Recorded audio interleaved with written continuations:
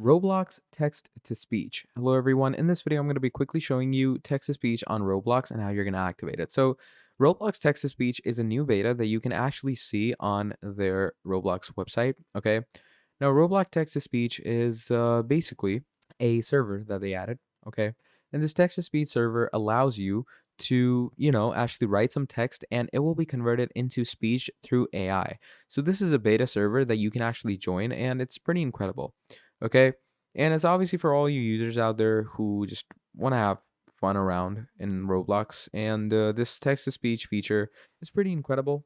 Definitely use it if you want to get a proper text to speech support. Even the forums at Roblox have given you the privileges to get, the text to speech sequences.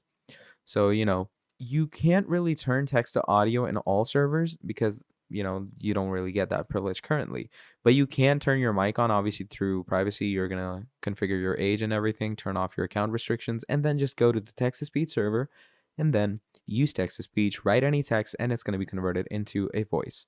So that's pretty much about it. Thank you for watching, and I'll see all of you next time. Goodbye.